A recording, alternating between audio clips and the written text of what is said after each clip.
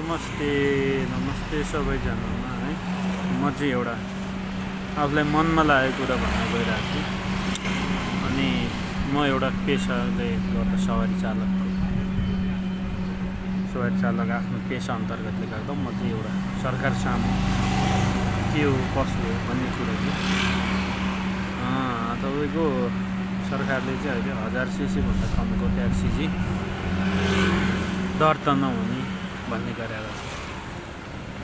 ठिकै हो, त्यो पनि सरकारले अब भन्नुको कुरालाई नराम्रो भन्न मिल्दैन।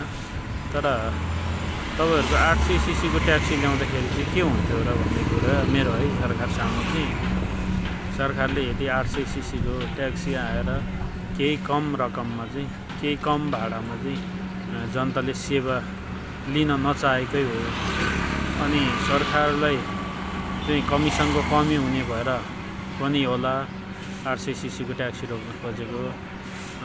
नेताजीहरूलाई चाहिँ मेरो के भन्न चाहन्छु भने तपाईँहरूसँगको देशमा त्यत्रो एयरपोर्टबाट लुट्छ, सुनकान्दा, वाइट बडी, ओम्नी हरेक चिजबाट तपाईँहरू काण्डबाट पैसा आएको छ। हामी जस्तोसँग केही गरी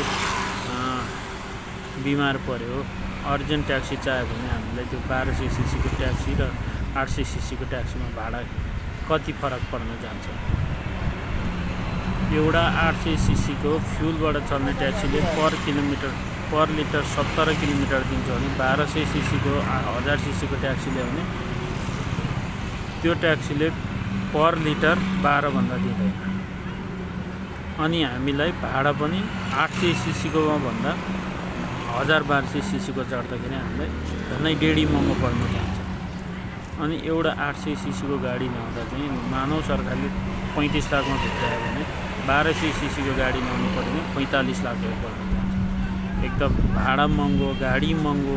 अनि त्यो गाडी किन्ने मान्छेले पनि कहिले पैसा चुक्ता गर्यो। जनता लुट्न नछोड्ने भयो सरकारले।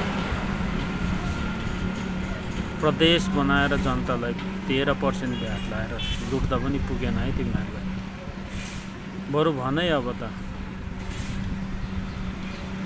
चाहियो भने बरु हामी सबै अङ्ग पनि दान गरिदिन्छौँ। किन यो पसिना र रगत मात्रै सोध्छौँ नेताजीहरूले। अनि तपाईँहरूले देख्नुभयो होला नि त।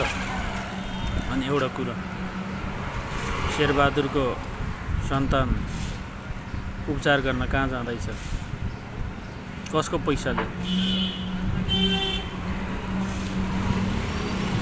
एउटा हिजो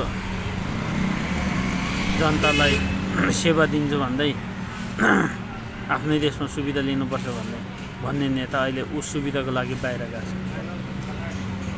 हामी नेपालीले हो भने टिचिङ कान्तिमा पाटनमा वीर अस्पतालमा उपचार गर्नलाई लाइन कुर्दा हाम्रो जनताको ज्यान जान्छ।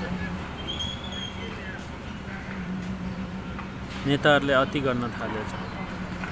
म भन्न चाहन्छु तपाईँ झोले साथीहरूलाई पनि सुध्रिनुहोस्। तपाईँको नेताले बोलेको बोली सबैमा ताली पड्काउने होइन कि। तपाईँको नेताले के गलत के सही बोल्दैछ छुटाएर मात्रै ताली बजाउने थाहा छ।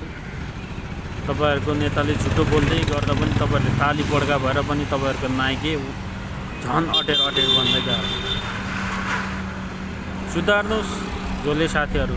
आफ्नो पार्टीको नेतालाई सम्झाउनुहोस् यो भएन त्यो भएन भनेर। गाडी ल्याउने, भन्सार तिराउने, ओहो प्रदेश हामीले पालिदिनु पर्यो।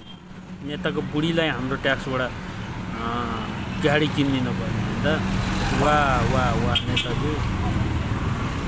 जबसम्म देशमा स्वतन्त्र तरिकाले चल्दैन तबसम्म तिमीहरूलाई मेरो भोट आउँदैन।